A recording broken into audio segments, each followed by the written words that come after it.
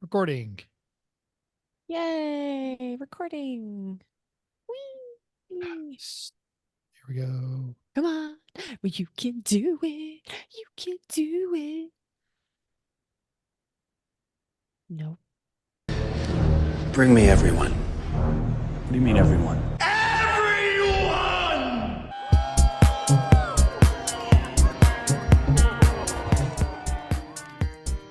Welcome to Everyone Racers. It's a show designed for the world of low-dollar racing and oddball car culture. It doesn't matter what kind of limit champ Or lucky track dog league you run. SCCA or NASA, we won't discriminate. as long as you drive it hard and built it yourself. Join us each week for tech discussions, Tips, tricks, as well as news and notes from the world of amateur endurance racing. And whether it's on the spot, hella sweet. Or we're lucky enough, and Chrissy, and Chrissy, I give you just the tip. we're sure you'll giggle a little. and learn even less. Everyone report to the paddock. This is Chris. This is Chrissy. And I'm mental. Hi. And hello. Welcome to a Gimme a 341 episode of our podcast.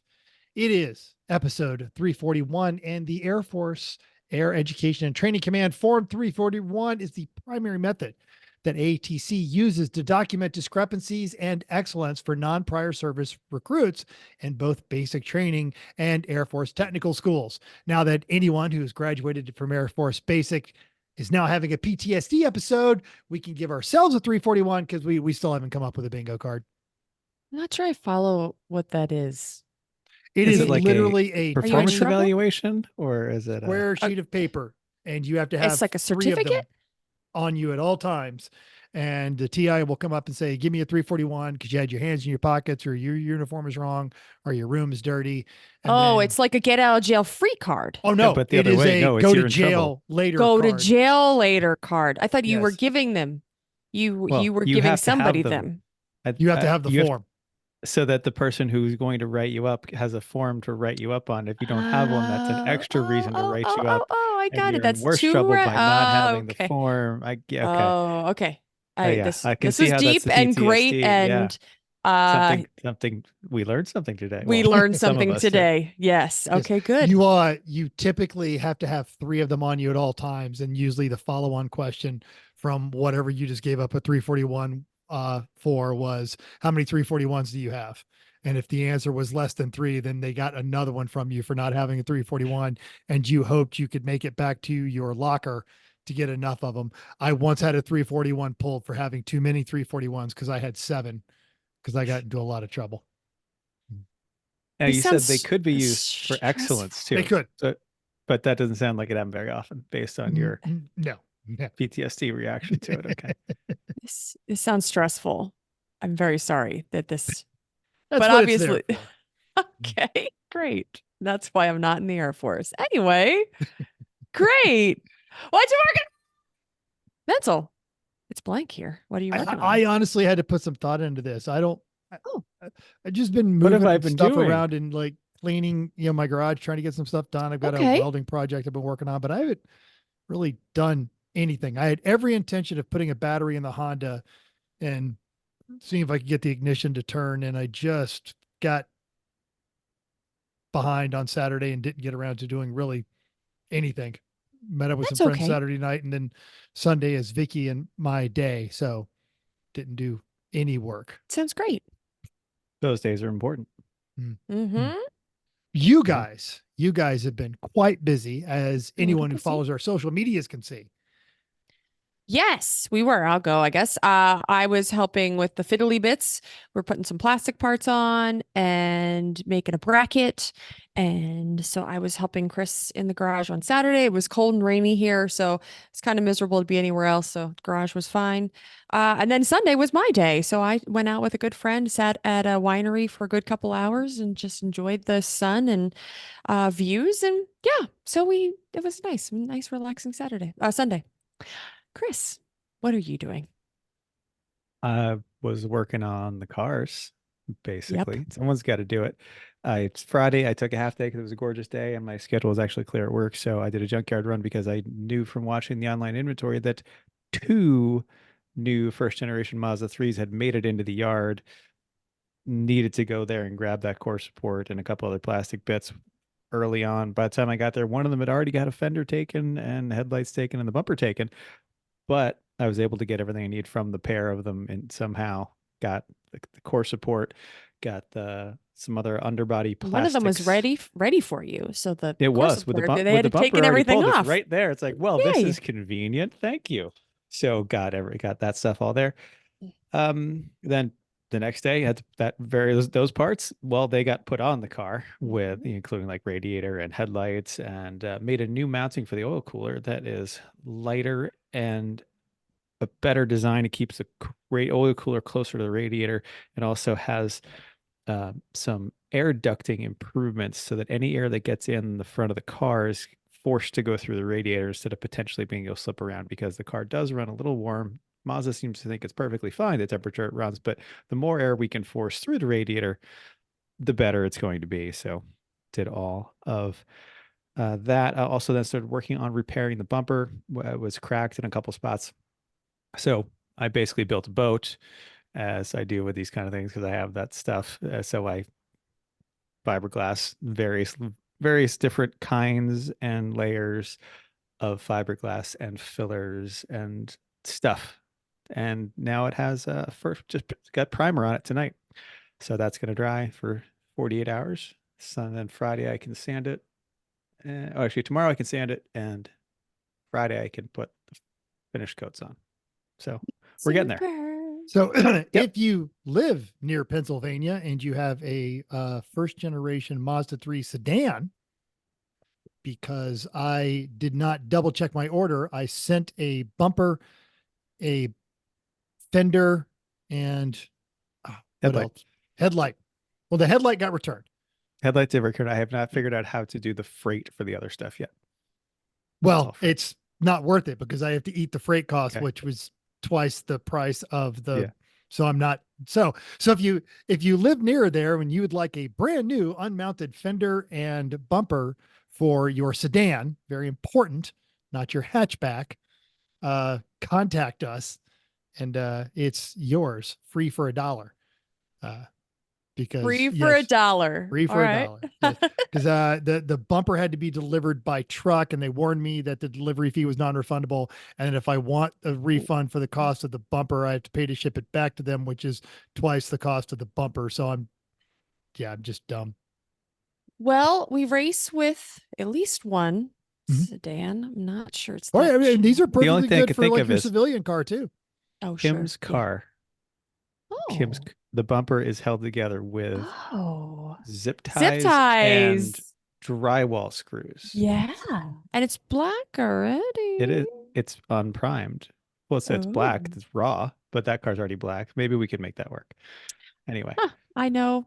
A free for $1. Right. I don't think that's her highest concern, please. But maybe. Yeah. All please, right. Please consider that some sort of payoff to my karmic debt. It'll go somewhere because it's too big for it to sit in the garage unused. Yep. Yes. All right. Okay. There's a Okay. Hey, so a hat tip to last week's guest, Tim Burr, for this one. The website Eco News has a piece about an Austrian company and a new prototype hydrogen engine. Now, unlike the hydrogen cells of the previous iteration, like that Honda Civic, AVL, or Chris, can you pronounce that?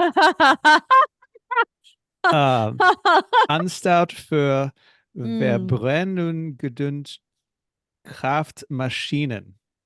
AVL uses direct hydrogen injection. Now, D. Garcia at that website tells us the automotive engineering company's prototype claims 400 horsepower with 0 CO2 emissions. Now, obviously, this makes it's an internal combustion style engine on the same kind of ground traditional as gasoline powered motors, and it keeps a similar driving experience. And now in transition to cleaner energy, the technology builds on their decades of experience in high performance powertrains.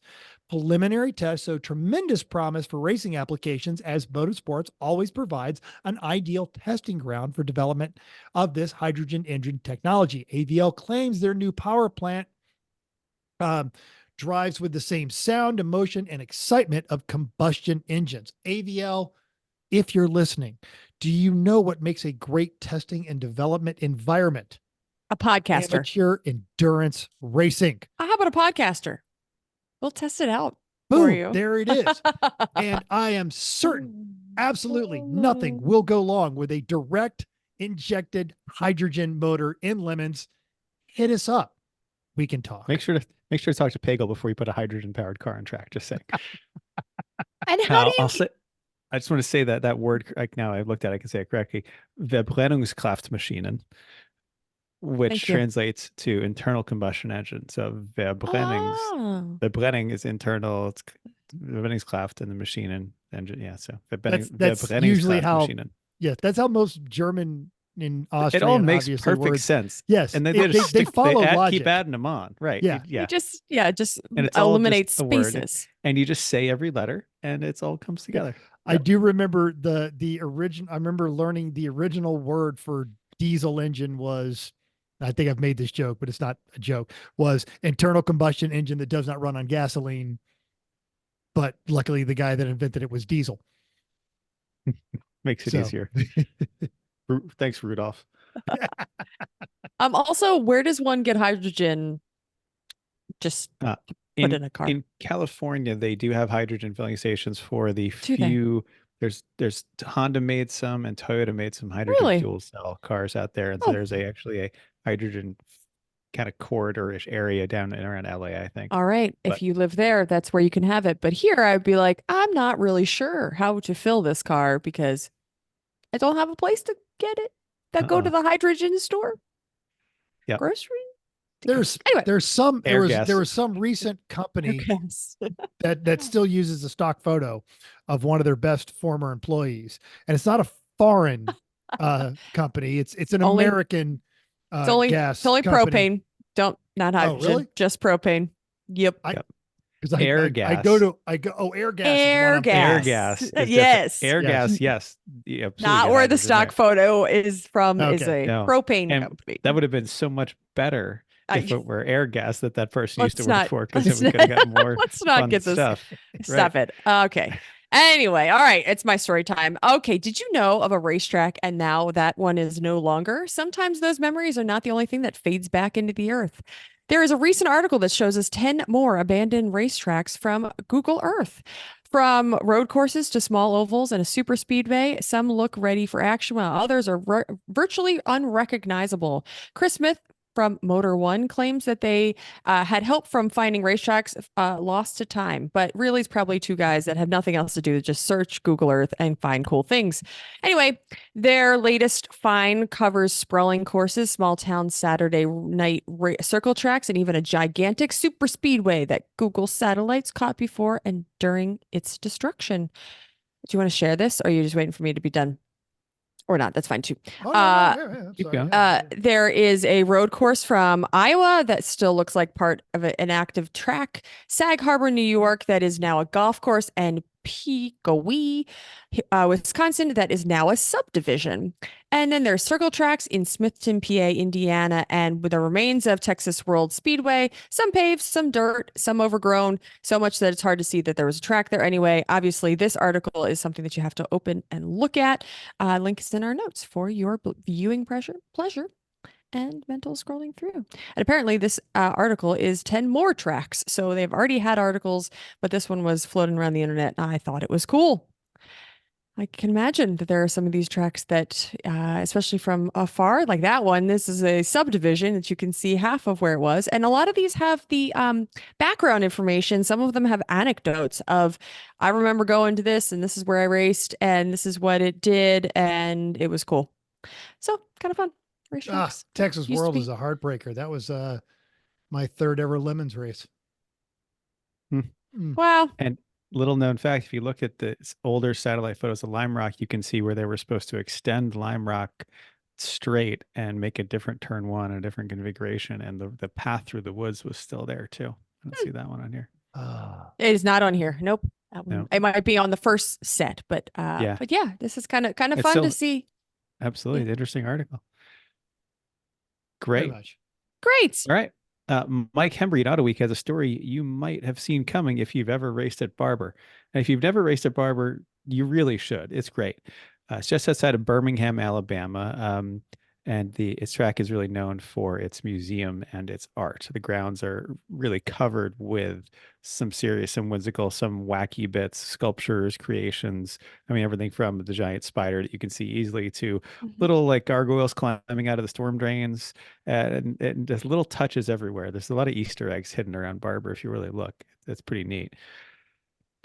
It's also one of the best road courses in the US. And so it was a stop on the IndyCar circuit. So last week, in the heat of battle, Georgianna, the famed mannequin that hangs under the extended pedestrian bridge, decided she had enough and let go. And I'll clarify, she's not hanging like lynching hanging. She's like hanging by her hands like she fell or is climbing or trying to monkey bars her way across that, to make it very clear. It's a different kind of hanging. And definitely all of us have seen that when we didn't know it was there and went, what the, as you go under the bridge, because it's pretty clear. Anyway, she let go in the middle of a race. She landed feet first and then fell onto the edge of the track. Yep. Now, a she few did. seconds later, a passing race car mashed her, but she will recover, but her hand is gone. But she landed next to the track and Can you fell into the imagine? track. We show up as Especially- hearts that beat oh, to a oh, different oh. drum. Stupid Oh, it's commercial. so I'm trying to nice. Stupid figure out. commercial. The tiniest detail. Oh, yep, Hurry up, it's Families so great. answered But anyway, so yes, Yep. there she is Yeah. falling. It's I funny just- that somebody caught It's her. Or better caught- that it wasn't she- directly like onto the race car, although it would have been a funnier video if she Yeah. fell onto Yes. the race car. But there's a great picture of them sitting holding hands afterwards, the guy that hit the car and her. So yeah. But he's the guy that won. Oh, even better. He said at the end, he sitting there and said, had to meet the old girl, even though she nearly ruined my race. Oh. Yep. Oh, glad she's not like dead. Like No. gone. Like if I she, don't know. if she fell and if like bounced into the track, I mean, what Right. else can you or do? onto someone And or how, someone right? How spun out scary because is of that. Yeah. And you don't know if it's a mannequin. You just think it's a person that's in the middle of the track, right? Like, how would you not know right away? That would be It felt scary. like right in front of you. You'd forget at the point. Oh yeah, that's that. lady Oh, that I hangs would in- not. I would forget. Absolutely. I would Oh, think you it was a person, No! Yeah. Someone fell off the bridge. right? Yeah, That's what I would absolutely. think. Oh gosh. All right. I have no good segue for this one. Okay, it's fine. Between Just move Well, on. hold on. Between I that- think we can do it if we segue just like this. Oh, you segue gave it away. is- Okay. Yes. Do you ever look longingly at an antique car and think, I just can't afford one of those? Well, you sure can. Racing Junk introduced us to a 1959 Ford Fairlane here, and it's a mere $8,500. And it's about an hour from us. So if you want to buy it, stop by for beers. The best part is the description. And this is the kind of guy with a 59 Fairlane for cheap. Older restoration. It just says like item description. Yeah. Older yeah. restoration. Yep. Additional It- seller notes. Yes. Open to trade open to any trade, text for more photos. Then this is, as I pause, these are the lines. Yes, it's pink. 400 cubic inch. 5-speed. Fast as hell. Great. Yeah. This guy sounds like a character. But Yeah, he does. definitely was not smart because he didn't get the premium membership Nope. because I want to see more of this Seriously, spectacular automobile. look at Right? like This the is- pinstriping on it. I want to see. I want to hear that story. And it's not just one shade of pink. It's several like well done Yeah, shades it of is. pink. Yeah, it is. It's got some, it's shading. There's gradients. There's someone And puts this is a the lot kind of of thing effort like into you that. walk around and I want to see, I'm sure the interior is good at least, right? I'm sure somebody cared about it and Yeah. I want to at least see some more. Come on. I mean, the body looks really straight. The bumper's painted pink, but there's no dents that I can see. Yeah, this guy really blew an opportunity to do something cool. And it's Fat- obviously had a fast lot as of hell. work if someone put a 400 and a 5-speed into a 59 Fairlane. Like there's effort there. Yeah, I Missing wanna out. see that effort. Missing Yep. out. And well. it's not like it's expensive. It's not like he couldn't have used code pod 23. Is that Little work? joy scrolling. Hashtag Apparently. RJ Oh. Joy Scrolling, which if you do this, if you guys go onto Racing Junk and you find something cool, send that to us and Oh, we're going to put it up sure. there. Oh, And that'll be also, awesome. yeah, and Good put it idea. on your social medias with the hashtag RJ Joy Scrolling, because that'll make us look good I love to it. our media partners. And I sometimes we were like, oh, what's on race? I shouldn't say this at all. We always find something great on Racing Junk, but sometimes we have to look a little harder than others. So if you find something cool, that's a great idea. Love it. Mhm. Okay, let's move on. Upcoming races. Lemons is at Hallett. There are 50 cars, of which 6 are BMWs. That's a great Nice ratio. job, Okies. That's good. 6 of them are Miatas. Great. 4 Hondas, 1 Porsche. Like, so that means only like a quarter of the field is a common race car. So what are all the rest of these things? Well, Eric Root himself said, holy growth back, man.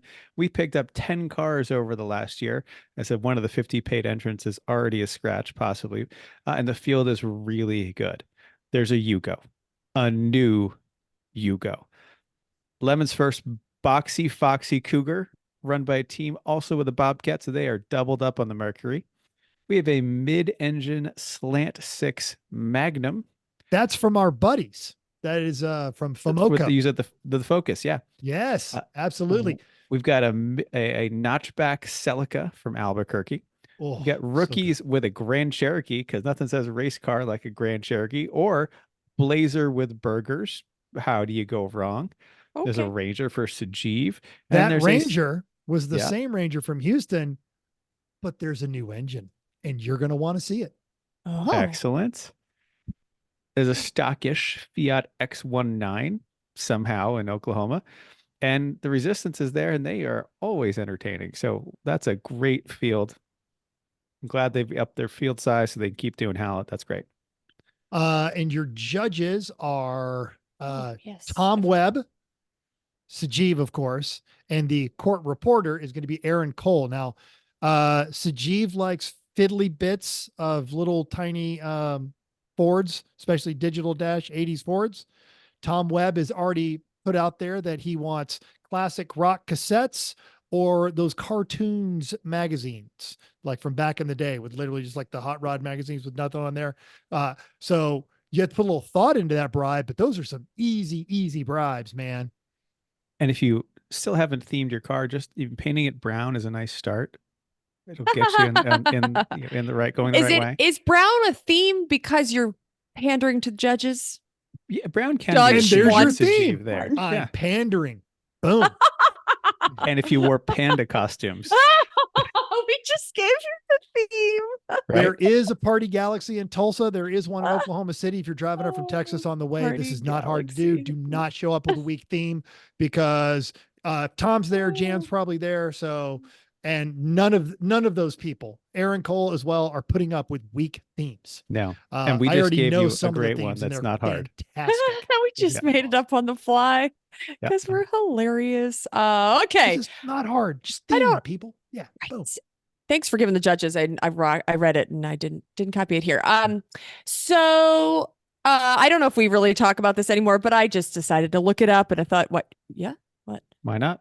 AER? Absolutely. No, because they're down Go to for like it. 6 races a year, and it's a good crew to run with. AER is at the Glen. Oh, you have a friend. That's nice. 62 cars. Wow. Hey, it's the that's Glen, so right, that's why. right. And But not everybody's. here's the surprise. What's the surprise? 38 BMWs. I thought it would be more. Boring. I did my count Only multiple times. 38? 2 Miatas. I had to look it up twice and I had to do MX whatever, all of them, Uh-huh. and Miatas. And I looked through them and I only found 2, which is weird. 6 Hondas, 8 Porsches. And surprisingly, I was like, what else is here? A Mustang, an RX-7, an RX-8, and a Ferrari 458 Challenge, and a Corvette. And it's not all of them, but I couldn't find anything else interesting. I mean, it's not 3/4 BMWs, so I know. that's nice. Weird. Yeah. Yeah. And Well- also this weekend is the Lucky Dog Desert Dash and Cinco de Mayo celebration at Willow Springs. And I failed to email Charlene and get the entry list, but it's Lucky Dog at Willow Springs. They're going to have a great time, and they are going to get to sample the repave, which is, Oh, ooh, yes, Willow Springs finally got a repave because it used to be like CMP that they Grit- left out grit. for another 20 years. It Oh Oh. no. just so So bad. The last race I did 12 there, grit sandpaper. oh God. I mean, you could Yeah. hear, like as a spectator, you could hear the cars coming. that's awful. like- You're like, how many thousands of dollars going down the drain because of from tires alone Yes. when it's that yes. bad? And I remember the last race I did there, it was an Asa Enduro, and the final corner in this, Rosamond, California is deep in the heart of California meth country. So there's no light out there. And it's the final corner. And they warned us beforehand, hey, the pavement is coming up here. So we're just going to put a cone on it. No, that's not okay. And it racers turned are out very to be a respectful of and it cones. was like Right. right where the apex was. The cone was right where you wanted to be. So you just kind of Oh. like, dug in and pointed at the cone. Okay, I can unwind the Yeah. wheel now. Oh, until 3 laps later when somebody just goes, 2 wide or 3 wide and then just takes that cone out, right?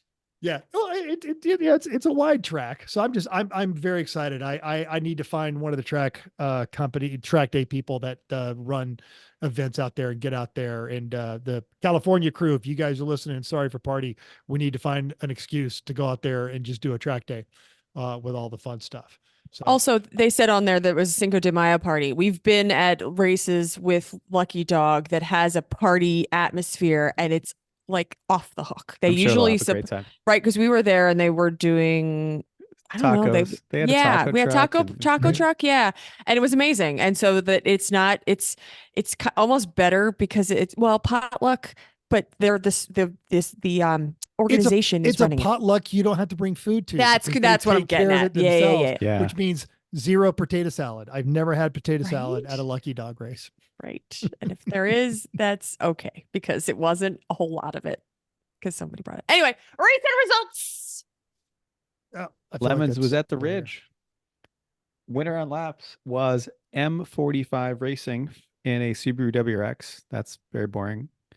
Winner in Class B, non-player special in a Subaru Legacy wagon. Okay, good for you.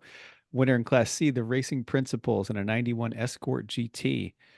Org Choice, SM Racing, not in a Citroen, unfortunately, but Nope. in a Lincoln Mark 7. So that's cool. It was this close to being an all Subaru podium. We were watching the results out here, and Judge Corey was judging that one, and they were giving him static about the all Subaru, and he's like, "It's the Pacific Northwest. You can't swing a dead cat without hitting a Subaru up here." And that's the first time more than one Subaru has made the podium like ever because Yes, it's Subarus. They all blow up. they all of and the reason they didn't blow up is it rained all weekend. Oh, which means they kicked everyone ass. could not go full tilt on Yeah. that one. So. Mhm. That'll do Heroic Fix was Silver Sleeves Racing in their 63 Lotus Cortina, which Great is just folks. awesome. Yeah, we're great friends with them. Yep. Well, good friends with them. The We were. judge's choice was the Teeny Weenies in a 96 Subaru. Impreza Outback, and Screwed was Team Drift Missile and a 99 BMW 323 E46 Step 1. Don't bring a BMW to a rainy race. That's like bringing a Mustang. The Flying Under the Radar went to Axhole Racing in a Dodge Neon. Halloween Meets Gasoline went to New Balance in a Subaru Legacy. And IOE went to Mopar Posers in a Dodge Intrepid. Sadly, Not we don't enough have much stories about these. Intrepids and Concords and Visions and all those LH cars. And there needs to be more of those. They're so I don't bad. think And there are anymore. We were all at a race at Summit Point where we watched one get blown up. Yeah, they were so Well, bad. it's also That's East true. They're- Coast. You might be able to find them on not That's one of those East cars that was Coast. everywhere. Absolutely everywhere. And then gone. Yeah, Like, they he were turned around. They disposable. were all sold to 16-year-olds that crashed them. Intrepids, I don't think they were sold. I think they were given. Oh, Company I was thinking cars. I was thinking of grandmom gave you a car and now you're because you're 16. I don't know. Definitely did hot laps in a friend's.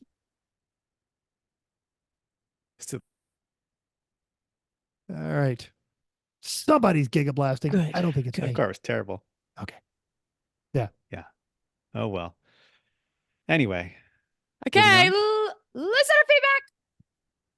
On the YouTubes, DJ914 said, quote, great episode, as it always the case with T-Bizzle. This is a great weekend even with the weather and other issues. Although I am repeating myself, I love that theme. And that's high praise because he won Halloween is Gasoline. and he knows The- how to theme. Yeah. The only change suggested would be to tie in the car livery, but that Midori is too nice to change. I feel like I may have accelerated part of that. Not for now. No, change. no, Nope. it's good. Okay. We're Nope. good. Yeah. Leave it. All right. Randy said, quote, sausage theme, end quote. Tim, my boy, that's the Brighton hot dog shop, and it's a Beaver River Valley delicacy. I could see Randy. Randy could. He's. I could feel like imagine him wearing you're about to get a lecture. You Take are. a seat, pal. you He's gonna are. hand you a Jens is gonna get Werther's. educated. Yes, yeah. They make cups with anthropomorphized hot dogs that absolutely break all kinds of copyright laws, and we love them for it. Come to Beck's Pit next year, and we're gonna eat chili cheese dogs and chocolate peanut butter shakes until we puke. And Tim agreed. He said the peanut butter shake was amazing. I remember. He And- did. He came over to us while we were doing our I thing. He's like, know. dude, I got a peanut butter shake. And it's not And supposed I to be wanted to, good as it wanted to is. stick another straw in it because it sounded amazing. Yeah. And then I think a couple other ones just sat on the judge's bench and we And just Tim watched was like, I them feel kind of dry bad up. eating this. It's like 2 o'clock. I mean, this ice cream. I was like, what? What's so bad? 12-year-old you said this is the best day ever. You're eating ice cream Right? and hot dogs, and you just played video games and you're around race cars all day. He's like, hell yeah. Yes. No, we should have tried some of those milkshakes. They look Mhm. delicious. I'm And- down. Next time I'm going to have to hit that place. Yeah. Or just ask a local yokel to bring you one because Al and his whole team went home. So they probably passed one on the way. We probably just said, hey, can we have some breakfast hot dogs, please? Al, when Okay. you're listening, can you just bring us breakfast hot dogs, please? Then we could have just had hot Or a dogs. milkshake. And the milkshake. I'll have both. I'm hot or cold on the hot dogs, but I am all in on the Oh, peanut butter milkshake. I don't really like hot dogs. If this is a hot dog shop and it is this amazing, when in Rome, when in Pittsburgh, eat the hot dog. Put that in the Absolutely. notes, please. Thank you. On the gram, I posted a bolt bin because Chris was rummaging and I was like, let's see what people's bolt bins are. So Brett said, I've got a leftover Ace Hardware bolt bin, the kind they sell bolts out of in the fastener aisle. A couple of years ago, I got it organized into bolts and nuts and washers and big bolts, screws, nails, random stuff. It cuts down on some of the sift and scan technique modeling Chris was modeling here. That's amazing. Good for you that you were able to organize this stuff so well. And oh my God, really said, I've actually started separating metric and imperial. I'm impressed with you guys that are actually trying to organize your bolt bins because we do not. Not true. Mine got really out of hand in Georgia. Now, if it exceeds the coffee can, I dump the coffee can. Oh, really? No, we have saved so many things, and not just saved it in the bolt bin, but projects that were like stopped. Oh, I need this particular thing, and then instead of having to go get it, no, here it is. Ta-da! And we also have done car specific, I should say. It's not everything that we own is not in that. We've done take a car apart. All of the Civic bolts were in a coffee container. All of the boat bolts were in a coffee container. They were in, I they were in do an keep antifreeze jug. I keep Right. sandwich bags. Not even the Glad, like the cheap dollar store knockoff sandwich bags. Sharpie specific bolts. That's good. The back of the Civic is like that. The under of my workbench for the 914 is all of those bolts are labeled. My Terry X project, like I'm ever going to get around to it, but those bolts are all labeled. But just the generic, this might come in handy. Yeah, I've got one coffee can limit, and then it all gets dumped, and I start over. I'm for you. waiting for there to be a medium-aged child somehow tangentially in our life that I can pay like, hey, do you want $20? All right. Bolts in one, nuts in the other, washers in another Washers, one. If it's none of those over there, like, and then they're like, okay, and until they get bored, but whatever. Let's it see. gets Now, some of it done. when you do that, because if I find a bolt and a nut that fit, I put those together. I Because gotta start usually if somewhere. I'm looking for something, I need something held in place. Yeah. I have enough Correct. captive nuts in places that I can't always, but either way, I would be thrilled for them to be in 4 piles and they're not. So that's why some And child half the could do time, that. you know The money what job. you also you know what you're looking for. So you Yes, have gone by through and you're sight. like, let me just dig this because I know what I'm. Yes, you know what you're looking for. Hmm. Yep. Oh, well. Okay. Bolt You know Maybe- boxes who are fun. never has to dig for important components for her art? Yeah. She kind of does, but she knows where they all are. Correct. At your times, you'll see her reach her entire arm into the back of the cabinet And they're very long. and whittle around, and then all of a sudden come out with this thing. Yeah. We used Okay. to call the guy in the closet in the cabinet because he would know where things are. And so we had this long running joke that he would just go and go under the She just cabinet. puts her just, hand back there, right? just to and hand it to her. yeah. She occasionally has to look for things. She's not digging through bolt boxes, I'll tell you that. Nope. So hello, Chrissy's mom. Hi. And even though she doesn't listen, today, as we are recording this, 1 May is my mama's birthday. Oh, great. Happy birthday to her. The lovely woman who tolerated and raised me and did her level best to keep me out of jail during my teenage years. Still back in Georgia. So happy birthday, mama. Happy birthday, Metals Mom. Awesome. Great. It's main topic time. Metal went to Mid Ohio with WRL. Seems like Those a are while both- ago. Right. But- It was. But we It didn't was. really talk about it because we saved a No. lot of this conversation for the pod. So we didn't even we were when you were here. Yeah. We didn't really talk about it. So Crazy you have cat. a different cat this time. Right. Okay. But anyway, these are all things I'm actually interested in. Like I want to hear about the Yeah. experience. of it. Like I want to know all kinds of things about because I've never been to Mid Ohio. I've never raced with WRL. All of the So- above. These are things that are interesting. So I think we do our usual, Thursday, Friday, Saturday, Sunday thing, and then we've got some other specific questions of things we can talk about. So Metal, just like start us off. How was your travel in and because I know Thursday is a thing at WRL, so let's talk about that. And Friday's a thing? Oh, they're Thursday all a too? thing. Oh, But okay, they're Thursday all is a thing. too. Yeah. Tell us They're all- all the things. So They're all things. So knowing then, and if you guys haven't caught up or you're just getting onto these, we knowing that I was going to be in that part of the country, I did some research, and because of the eclipse, airline tickets were stupid, like unbelievably expensive. So I actually flew into Philadelphia, rented a truck, and drove to Ohio because it was cheaper than even Cleveland or any of the Columbus, any airport in Pittsburgh even near the racetrack. So that was about a 6-hour drive. Chris sort of got this story. So we'll start with I landed. I flew out of here on a Wednesday. Landed just after midnight in Philadelphia. It is pouring rain. It is just absolute garbage weather, and it is cold. It is 12:45 before I get to the rental car counter, and I have procured my F-150 via Priceline. Now, the rental car company has my reservation. They have that it is marked prepaid, and the voucher that it is marked prepaid is under a different person's name. A Mark Thornham or something. I don't know. Someone I do not know, is not related to me. And because now your of nemesis that's now your alias you're going to give when people seriously, yeah, Rusty Yeah, Shackelford, yeah. I would have taken that. But so they can't give me the car because this is all perfectly reasonable. The voucher is not in my name. So Sure. right, technically it's not paid for. So I call Priceline, and their level 1 help desk says, "Oh, yes, that's happened several times. The only option we have is to cancel your reservation." I'm sorry. It is 1:00 in the morning. It's pouring down rain. I have to be in Ohio. Like now. This feels like a problem. Is there someone else I can talk to? Is that what you said? Is that what you said? Yes.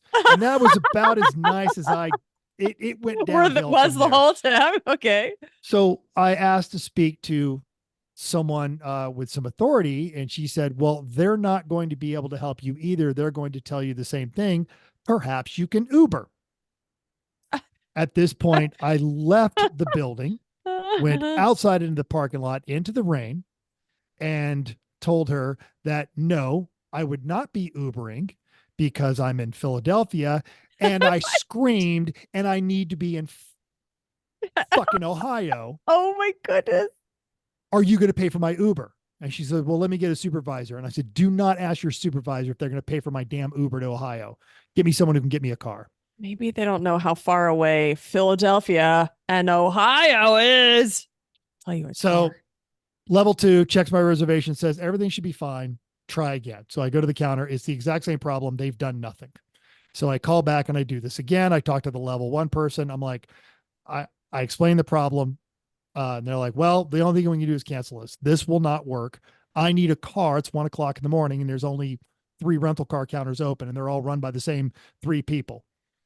And they give me another level guy who says he cannot do anything. And it'll be 4 days before I can get my money back. As a battle of wills, I said, so you have my money.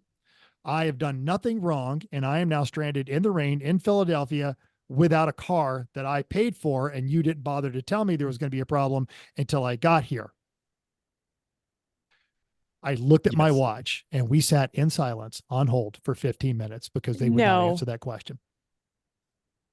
And finally I broke and I said, fine. Can you at least, call the rental car company and work through this? Sure. Puts me on hold, comes back and says, no one is answering. I'm sorry. What number did you dial? The number they gave us.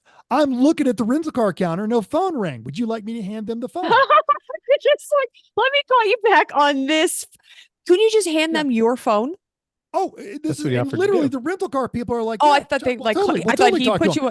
No, he called the corporate offices at 1 1:30 in the morning No and one's was picking up. surprised that no one answered. So, Wow. F you, Priceline. Yeah. So 3 days later, I got my money back. Meanwhile, the fine staff, the absolutely amazing staff at Philadelphia's Enterprise Rent-A-Car. It's the first time anyone's ever used those words. By the way, anytime ever. Yes. Particularly Santana. She's fantastic. She says, do you really need a truck? Are you going to be doing some truck nonsense? Actually, she used a little bit more of my colloquialisms, but I don't want to sell her out. Truck nonsense. And I said, yeah, I really do kind of need a truck because I'm going to a track and we're going to be doing some dumb truck stuff. And she's like, cool. She puts me in as a walk up, gets me the exact truck I'd reserved for $80 less. Why didn't we do this 4 hours ago? She was waiting for Priceline to figure their crap out. And once Priceline couldn't figure it all out. So E1R top tip, just call Enterprise directly because they are all about helping you out. And within 10 minutes, I had a truck. I had a great truck full of gas. And so I wrote a 2-page thank you email on the Enterprise car site, naming everyone who helped me by name. That's nice. So that is very nice. That is awesome. Yeah. Couldn't be happier with how that played out. Sorry, we're here to talk about racing, not why Priceline sucks. No, but traveling and rental car stories is part of racing, actually. It really is. It's like, yes, the rental experience is what we could have. We can add to it. So I had the F-150. It's the XL or the XLT, but it was the hybrid. So I had like the electric motors and everything. Good truck, got great gas mileage, pleasant to drive, easy interface with the stereo, really good, comfortable place to be in the pouring rain as you drive in Ohio. Get there right as the sun comes up on Thursday and cannot go to the track. Or you can go to the track, but they turn you away because they are waiting for transporters to load. Now, some number of years ago, we interviewed the new owners of World Racing League. I'm going to say Todd Smith. And literally we're Sounds talking about right, but we're talking 3.5 years ago. And they were talking about they were going to make some changes to the structure of WRL. And those changes I'm going to say they worked. because it is a well-run, smoothly done, organized race series. Now, I tell you that to tell you this. I remember having a conversation with Jay Lamb one time, and he said, all everyone does is Lemon is they're LARPing, live action role playing that they're race car drivers. And I'm going to disagree. I do believe that Lemons is absolutely about performance art. It's about community. It's about finding people like-minded in the tribe. If you want to live action role play that you are a race car driver, WRL is where you want to be, because there is hardcore serious equipment there. And the reason I could not get onto the track until 6 o'clock that night is the paddock at Mid-Ohio is not big enough for all of the semis that are there with all of the teams that are unloading their race cars. And there are any number of very talented, very good racing coaches and racing drivers, both of which I managed to run into that weekend, that have been guests on our show. Tyler Hoffman, who we had on the show a number of years ago, he races Super Lamborghini. He is a principal with Kingpin Racing. And if you want a high level experience where you can drive a Toyota Supra or a Mercedes AMG GT in competition, he can take care of you. It is an eye-watering price, but he will deliver that value and more. So if you have the means, absolutely get your bespoke driving suit and sign up with any number of the teams on there. And we will happily give you Tyler Hoffman's contact information. Tell him we sent you. I got to go over there and say hi to him and his lovely fiance. And they were running a top-notch operation, and those cars ran all weekend. And for a while, some of them were in contention, some of his higher end coaching clients that he has brought up to speed. So if you are a little bit more towards the Scott Tucker scale of things, where you have means and disposable income, but you still have a soul and you don't rip off working class people, because there was a lot of doctors out there on this weekend. WRL is it's a great place to be. So that was so Thursday night got in. Now, we had mentioned this on the preview show. I think it's like 4 episodes ago. I was running with Palomar Solar, the Palomar Racing team, and they run some vintage stuff, and then they've got 2 they used to have 2 E36 M3s that they have prepped, and they've been running for any number of years in WRL. And they are a little bit more towards the Lemons scale. You're still gonna drop $25,000 depending on the track for the car for an entire day. And you break that up $25,000. Correct. Now that's not per person. 3 zeros. That's for the car for the whole weekend. And that comes with full race prep, full support, everything you need. You won't be fueling your car. You won't be doing anything. And they will also have professional drivers there available to coach you and, get you quicker and faster and more capable through that one. And you can split that among 3, 4, 5 people, however you guys want to do that. And given the level of experience that I was there, absolutely, it's worth it. The fact, they had to keep fussing at me because I'm coming from a different background, and I'm grabbing gas cans and I'm grabbing wrenches, and they're like, "Stop it. You're a driver. That's not what we do here." That's so weird. Yeah. And uncomfortable. No, just because we're so used to doing our own stuff. So I'm like, finally their crew chief gave up, and I was refueling once we had an issue on Saturday. And once that car was on the trailer, I was refueling the pro car because I had the suit and I can handle a gas can. As long as you do it, and it's not you, as long as if you were to do this, do it as well as the professionals. Because if you're now, you're like, I'm mental, right? To just you as an example. Oh, I'll do it. No problem. Oh, I fucked that up, right? Oh, too much gas. Oh, exactly. You shouldn't be doing that because it's not your job. No, I'm sure everybody you didn't do that, everybody there uses the dry brake system. And, right. And they, WRL is actually very smart. Your gas cans are limited to 6 gallons because they know we're all going to cheat and put 6 gallons in them anyway. Mm-hmm. The only mistake I made is the first time I went out there, I'm expecting 25 seconds to empty that can. It's about 10. And I'm sitting there and the guy looks at me and like points. I'm like, oh, the can's empty. And so I Oh, made that there's that. mental. So you can dump 3 cans and you're allowed to do this while they're strapping in the drivers. And the so gas, bad. yeah, Why? the refueling was never the limfac on that one. So you were able to dump 3 cans into this dry brake long before they even had the other driver tightened in and ready to go. Haven't we seen fires when you're fueling, and what We if you're have. putting your Mhm. driver in the car? That just seems, I mean, I know it's racy and you go faster and have there's no time limits on pit stops, correct? Correct. I don't think so. And in fact, That's fine. they have a mandatory number of pit stops, and you can only be in the Right. car for a certain amount of time. And this is all I've fallen off of our schedule, but Oh, yeah. So you don't, that's okay.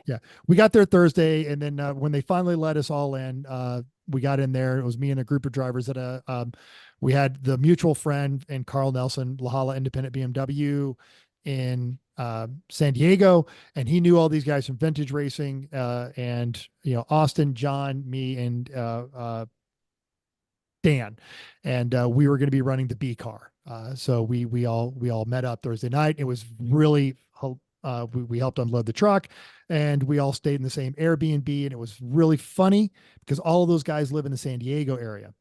And they were so excited because just down from our Airbnb was a lovely little place, the River Rock Inn, nice little local bar just in Lexington, Ohio, just outside of the track, where you could have a very nice burger and fries and a local microbrew for $16. And they're from San Diego. They're like, you can't get a burger for $16, it's much less a beer. I'll and take everything, it all. Yeah. So Order we 3. ended up eating there like 3 nights that we were there. 'Cause Okay. it was good service and good food. Yeah. So Thursday, then we all talked about it, and Friday was practice day. Which Does everyone have to practice on Friday, or is it like what's the deal with practice? correct. If you are running that weekend, yes, they need to get you are required to do some practice laps. Does every So- driver have to do a practice that was my laps, next or question. does just the car? So I'm gonna say yes to every driver in every car, but there were some teams that showed up just to race Sunday. And as you mentioned, when we did the WRL episode, Saturday and Sunday are 2 completely separate races. Right, They're right, at the right. same place, they're run by the same organization, but it's 2 separate races, and you don't have to do both of them. So we just Why would- accepted that it was mandatory, but Is I it know that there were cars that cheaper? showed up Saturday and didn't do any practice. But you know what? Uh, That's probably something they worked out with the organizers.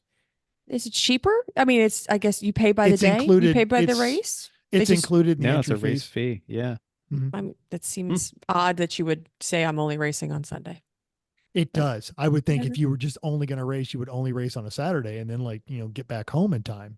Yeah, Yeah. that'd be great. Yes. Okay. Whatever. You yeah. do you. So Friday, one of the cars had to be dynoed. They have an on-site dyno team that they've subcontracted this through. So you have to do it there and they do, and then they seal your ECU so that you cannot adjust What your does that ECU mean? afterwards. Just put a So that sticker you on it. can't, yeah. I just cover wondered a seal. port or something like that so that you Mhm. can't load in another hotter tune Got it. afterwards. And you dyno the car, and then they class you according to power to weight. Got it. Yes, that makes sense. We Mhm. talked a lot about that. Yeah. Mhm. About And the we were levels. well within both. The Anderson brothers do know how to build a race car, and they had it built. They were there was only one other team running an E36. Everybody else was running E46s or better. And these, Mhm. especially their A car with 2 of their drivers were actually running the IMSA race at Sonoma that weekend. So they have a good reputation for putting those cars on the podium. They were, as we started the weekend, they were leading the championship for GP3. Yeah. So Friday there was some practice. We took the car out there. It was snowy and crappy and wet until later in the afternoon. We just got ourselves familiar with the track, and then went home, did some prep work, and then went home and got dinner at the Red Rock Inn again.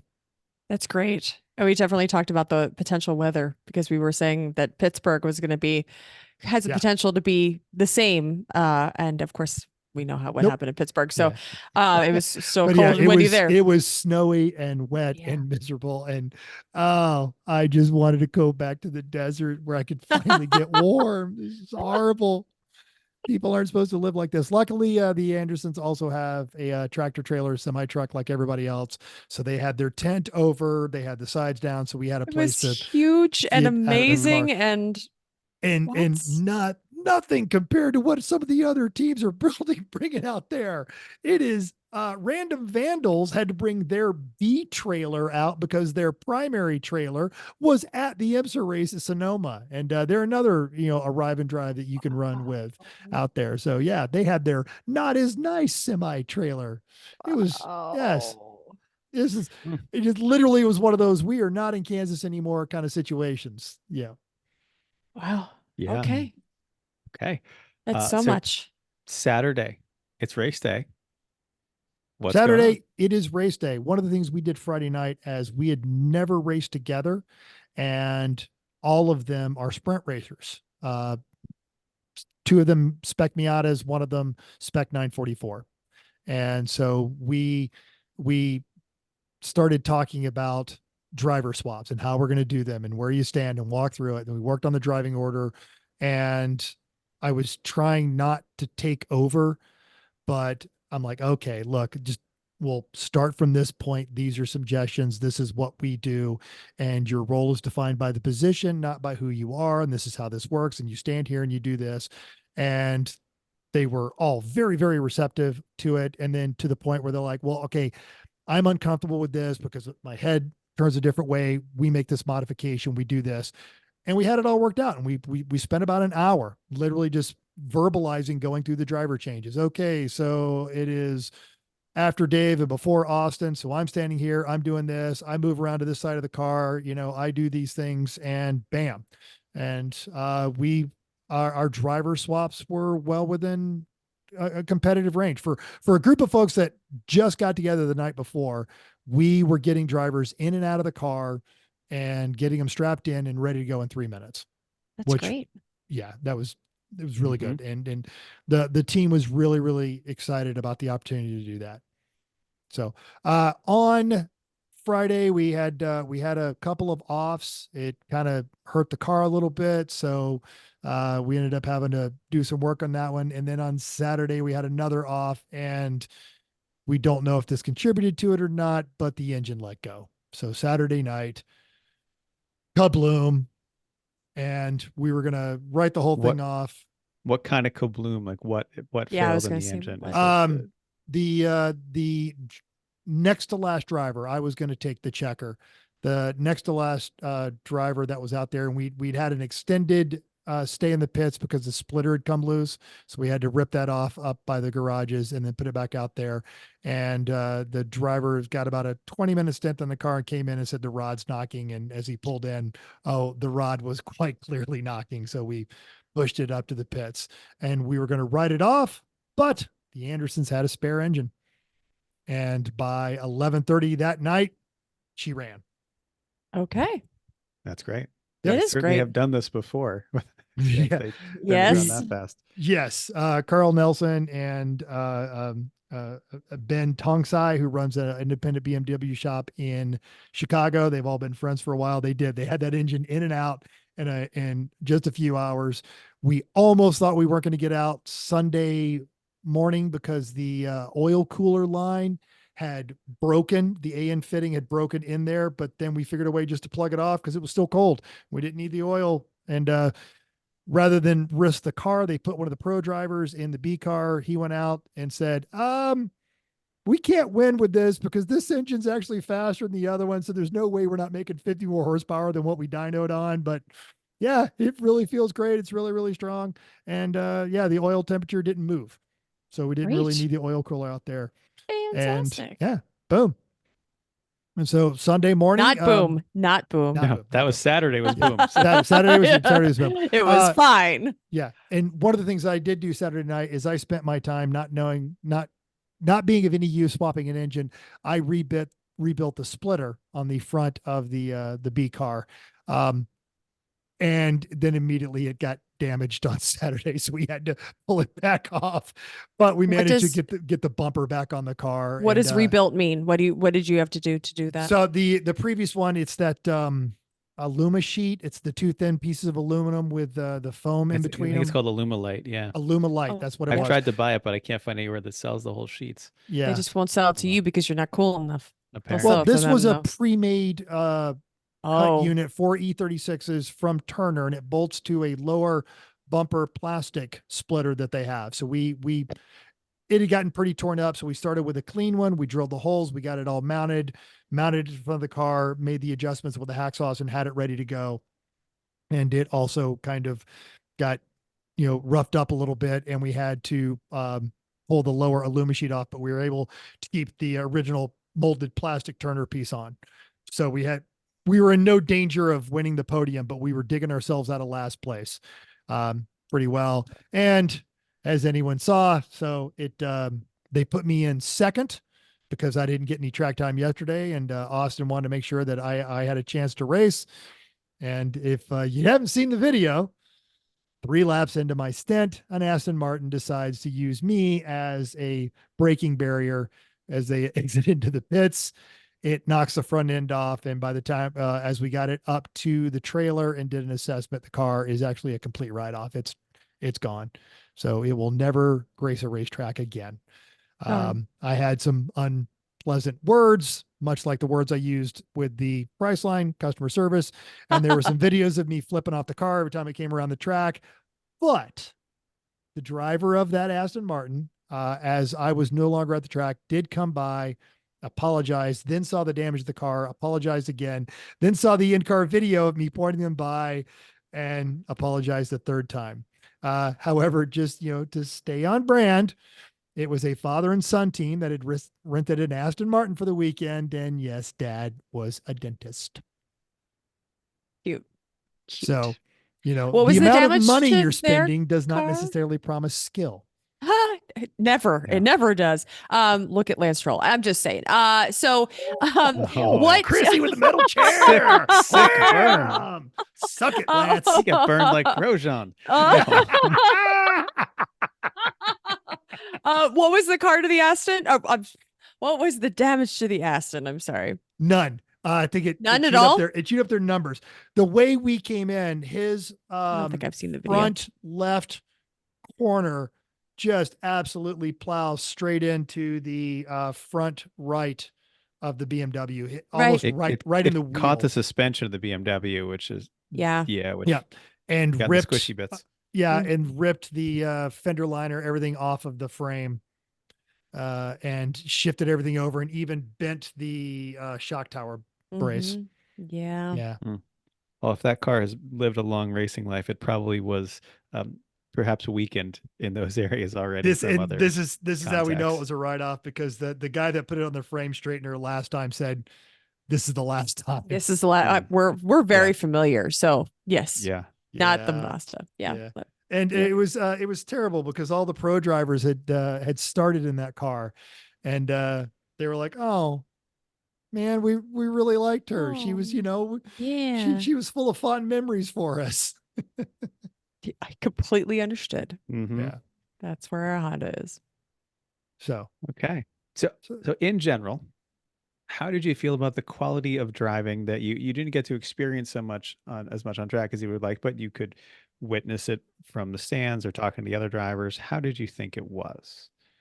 So the quality spread is equally what you will see in lemons, but with much fewer cars.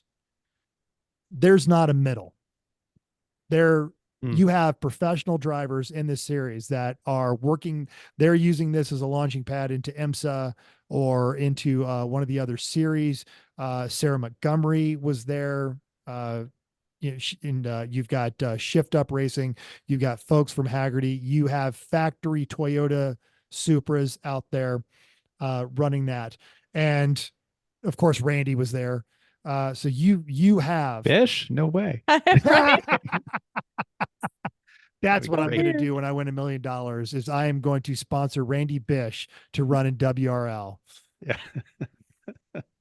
But Good you knew and you learned to judge very quickly. Am I running up on a pro driver or am I running up on a spank? Not a spank. I think it's a spunk is what it's, checkbook racer. And you knew corner, as they entered the corner, who knew what they was doing and who had no effing clue and were just there.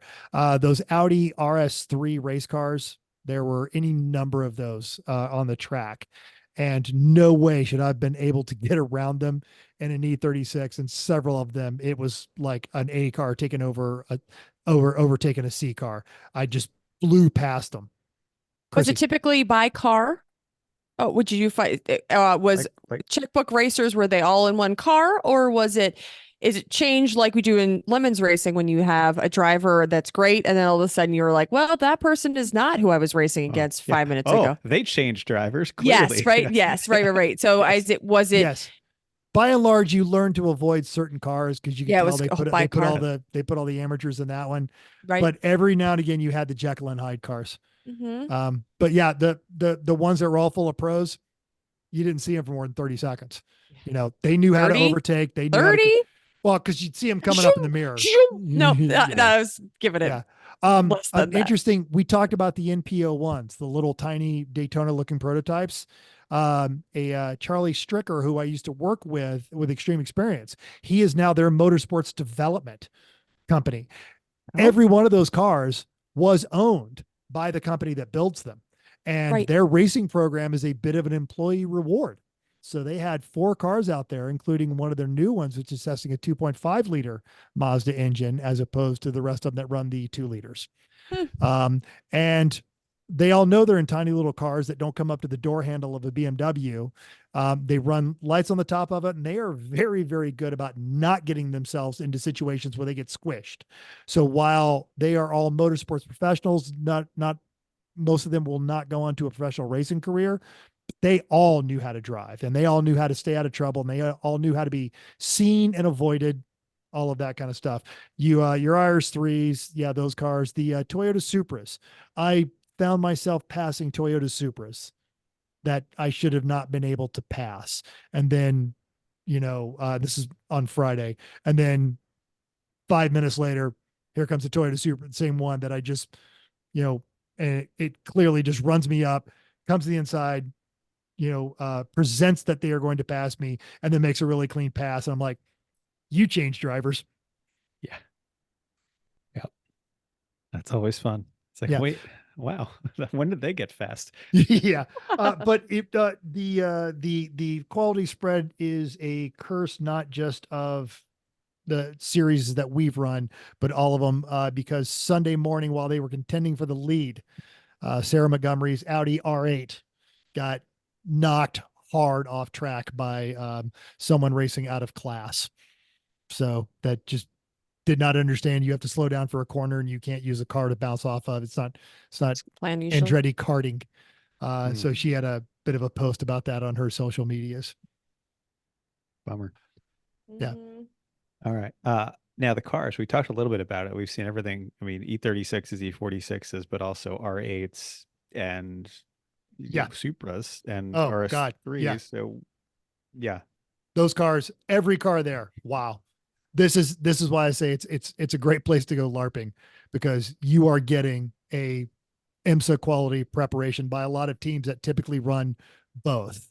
And a lot of times also they offer coaching services. They've got data analysis. They'll walk you through what you need to do to be faster. They'll coach you lap by lap or whatever it is you want while they're driving. And they've got live stream data on there. A lot of them, you are required to run a camera in WRL, and a lot of them have that camera feeding right into their pits.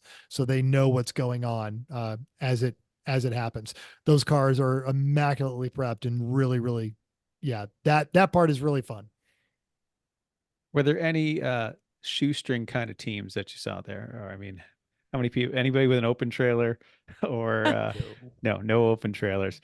I mean, how many people without semis? I mean, we're talking single digits, right? Like ours. No, Enclosed. there was nobody like that. None. There were teams that were out semis, but they were in Super Duties with 2-car hauler, super long, Wow. yeah, a Nice couple of, trailers inside. couple of buses with stacker trailers and Not yeah. Chris's COVID project of adding some shelving and making a Nope. little shelf out of No, plywood yeah. and No. They Behind your daily driver. yeah, Yeah. they would have put you on the school lunch program if you rolled up in the Cadillac with the closed trailer. oh, Um, okay. Actually, Well, no, I scratched that. There was the other team running one. the other team running an E36 had bought the old Palomar gooseneck trailer, and nice bunch of guys, and actually pretty good and very clean drivers. Yeah, they were there. But even that one, it's an extra long gooseneck trailer that can fit 2 cars, and it has the full up awning and everything like that. That was probably the Next poverty closest. level. The Yeah. poverty level. Oh, that's so sad. All And they right. hadn't rebranded the trailer, so it still said Palomar on this Palomar Racing on the side of it. It's their fault. They're Yeah. they're also broke. No, they're not broke, but what you what? Yes. Yes. All right. So now how did you think the event was run? Like stay on schedule, enough staff, things explained clearly, quality meetings, things like that. You've run Yes. in With staff everything. of events before. How did you feel it was run? Actually, yes. I hadn't even really thought of it that time, but I didn't feel like my time was ever being wasted. And there were a lot of meetings, but every staffer knew what they needed to have, and they were more than happy to point you at a website or hand you a thing, or hey, you didn't get this done beforehand, fill that out over there real quick and then just jump back up here. That way you don't have to wait in line. The folks that had to weigh the cars and the folks that had to do the dynos on it, the dyno could have been run a little better, but I know that's a subcontract issue, and I think we weren't the only ones complaining, because it did take us like 3 hours to get the car ready to be dynoed. Goodness. But the rest of it, yeah, the award ceremony, everything's on there. When they said something was going to happen at a time, it happened. My only real beef is I had to go have a conversation with the race steward after my incident and bite my tongue because I was representing another racing team, as he told me that it was 25% my fault. Hmm. The accident, and Yeah. I feel like you're just saying that because you can't not give me something to walk away with to, area to improve. And I just, okay. Yeah.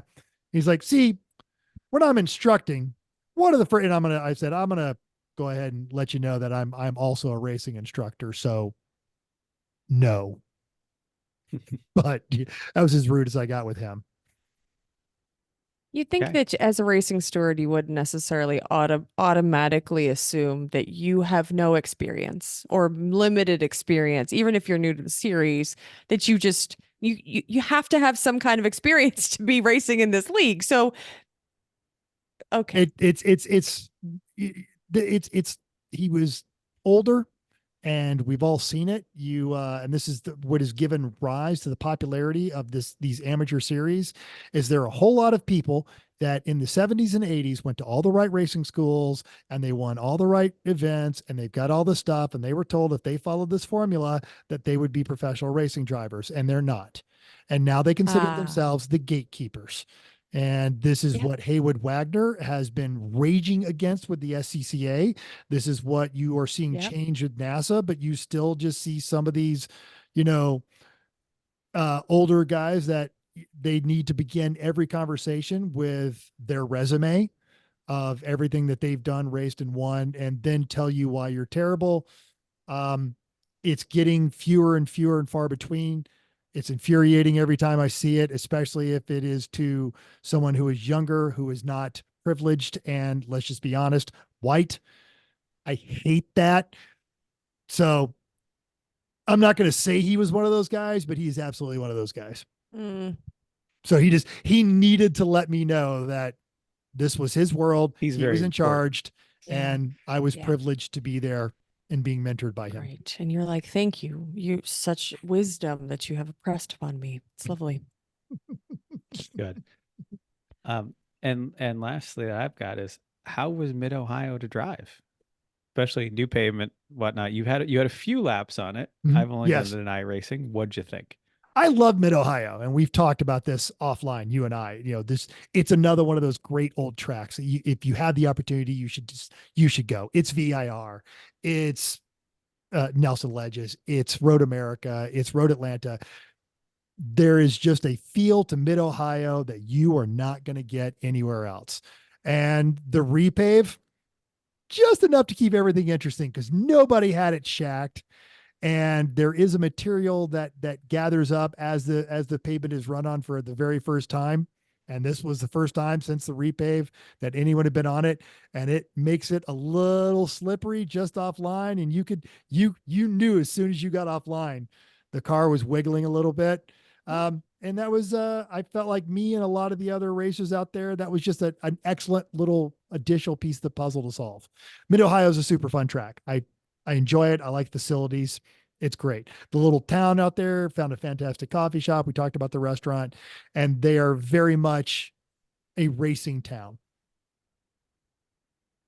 Well, it's been around long enough that they have gotten that way, just kind of like many of the other very old racetracks. And also, your sentiment is exactly what most people say. I don't think I've ever heard somebody be like, yeah, I don't really like Mid Ohio.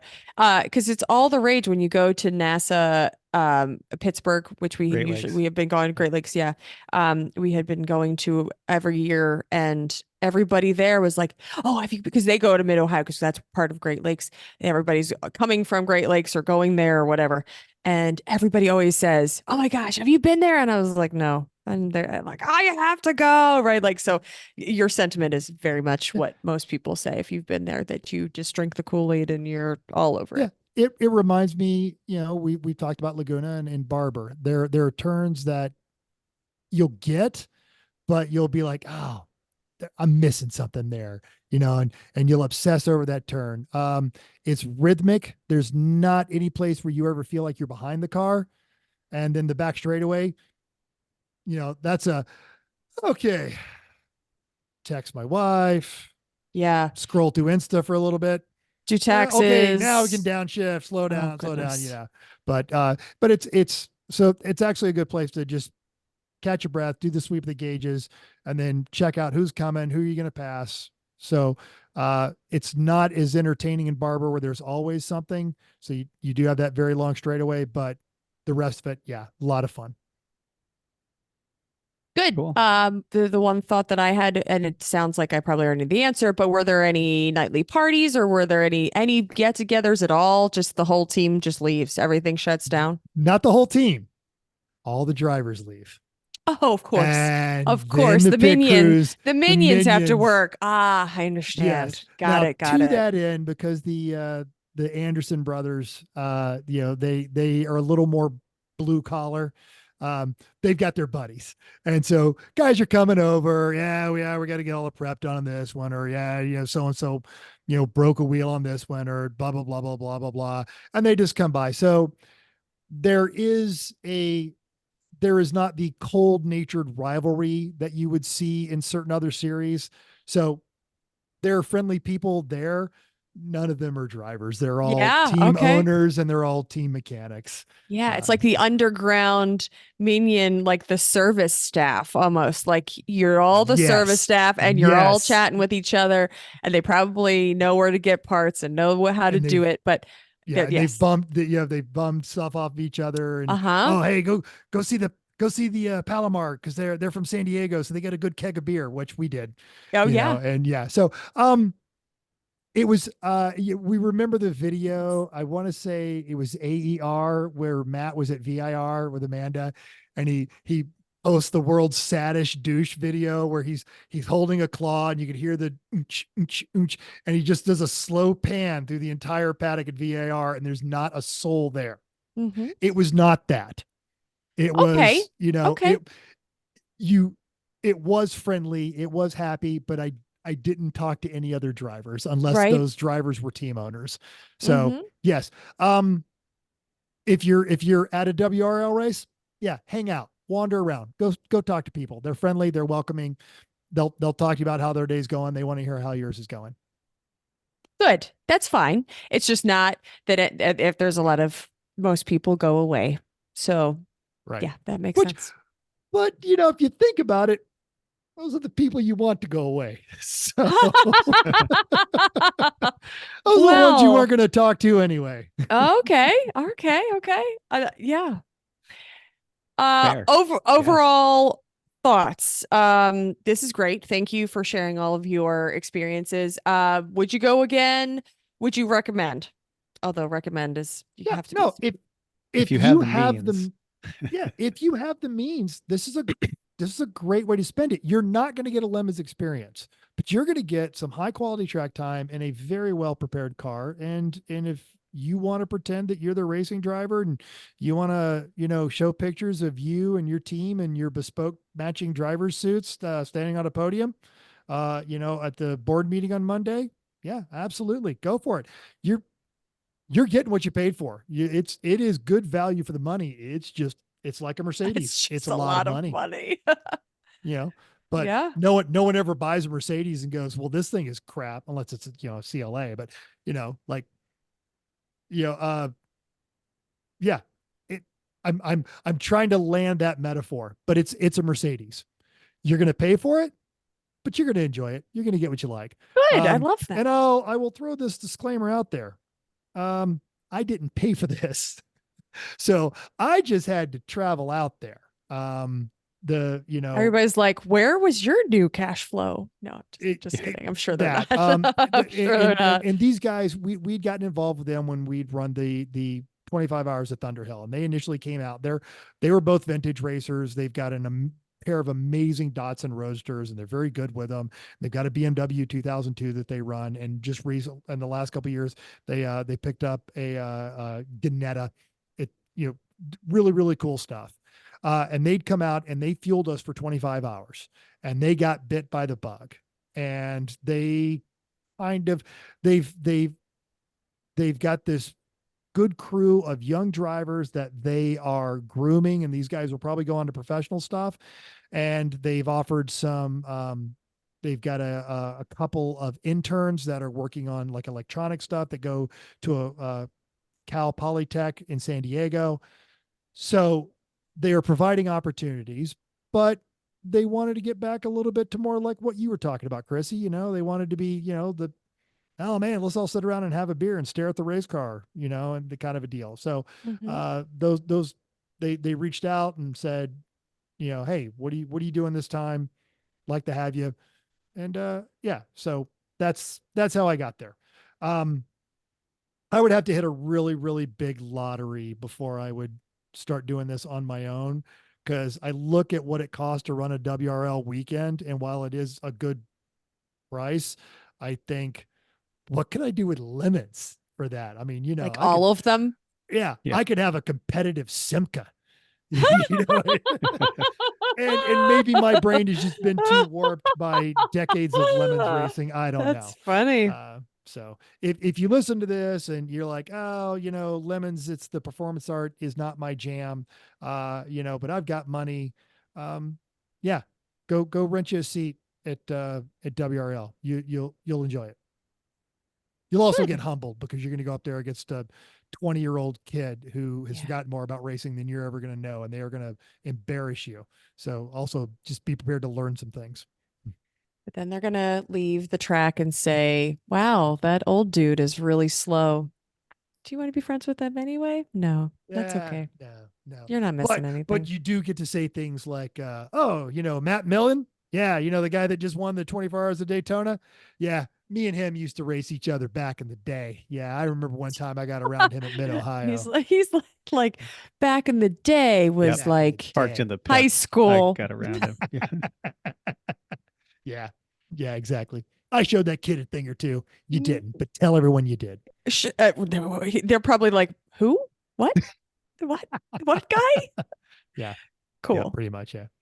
Good. Great. This was fun. It's fun to learn insider information about a race series that we just occasionally make fun of. So that's great. And we will continue to make fun of, but in our defense, we make fun of our own race series. Correct. All of the above. Yeah. Yeah. We just made fun of IndyCar. Yeah, and F1 for that matter. So there's that. Yes. Great. Okay. I don't know that we have a next segment as I wrote here. I have a none of the above Great. concept. Th- Let's Throw go it in. for it. Throw it in New here. segment. None of the above. None of the above. None of the standard stuff. All right. You have heard me talk about and recommend anything that Sam Smith has done over the years. He used to write for Road and Track. He wrote for Haggerty. He still writes for the New York Times, occasionally for GQ, all of these things. Today, as we are talking on Amazon, and there will be a link in our show notes because I'm going to type it up before I post this. Sam just released his new book, Smithology. Sam is one of us. Sam is a car guy. Sam graduated college and immediately went to work as a mechanic in a shop until he started working in writing professionally about race cars. Sam once sold his couch for a set of race tires so that he could go racing, and sat in the grid marveling at his genius while went through every other piece of furniture that he could sell and maybe even run an entire season before he realized, oh God, this is the definition of addiction. These are the type of things, if you're not following Sam Smith on Instagram, you should, because he's funny. He also has a new podcast with JV Braun, or with Braun and Ross Bentley, called It's Not the Car.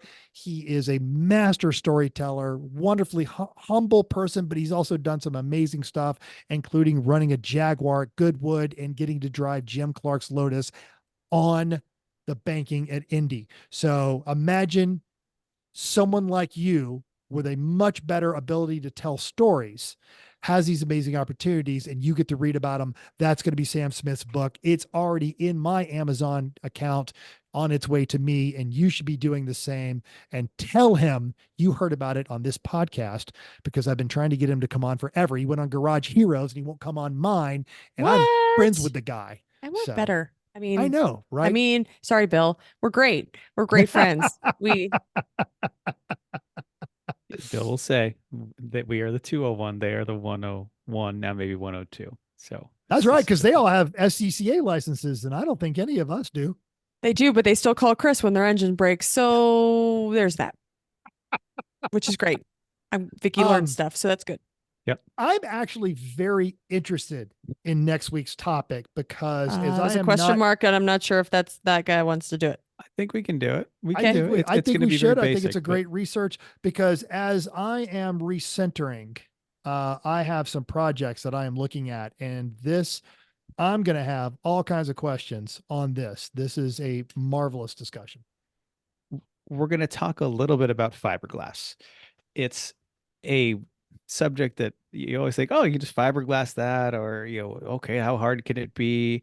And I'm not an expert in fiberglass, but I have done my fair share of fiberglass work because of boats over the years. We built a boat. So Yes. there's that. Cue the picture of the two of you covered in fiberglass dust. Yeah, we'll standing find next that. to your boat. We'll absolutely find that picture. Yes. Yeah. I mean, I started doing fiberglass for repairing boats when I was a teenager, and have learned enough to be dangerous. But that has come into play within a lot of stuff we've done in the race car over the years. And that might just because I know how, and I have a milk crate full of epoxy and stuff, and I can just easily, okay, when I don't know what to do, I just make a boat, and it works. So we're going to talk about the basics of fiberglass for a novice and getting started and things like that. Fantastic. And if you have fiberglass questions, email us. Sure. Are you ready to itch? We're all going to be ready to itch. So itchy. So itchy. It's so itchy. Yeah. Anyway, thanks for downloading us, everybody. Hope you enjoyed this week's edition of Everyone Racers. Hope you'll also join us in the world of driving, racing, building, and having your car brought in a semi-truck, because everyone can be a racer, even you, if you have a big enough check. If you enjoyed this podcast, subscribe. It's totally free. Then go to iTunes, give us that 5-star rating. Don't care what you thought. 5 stars and tell us why. Any thoughts, questions, show ideas, emotional outbursts, drop us a comment anywhere that you can do that, like Facebook, like everyone.racers@gmail.com, like Everyone Racers and any of the other social medias. Text mental pictures of your junk at 484-243-0455. That's how we know all about that mid-engined Magnum this weekend, because people were sending us pictures of their junk. It was awesome. Excellent. So yeah, thanks again. Until next week, keep the shiny side up. unless there is no shiny side. And of course, there's a shiny side. It's a nice race car. Someone takes care of it. They buff it for you. They do.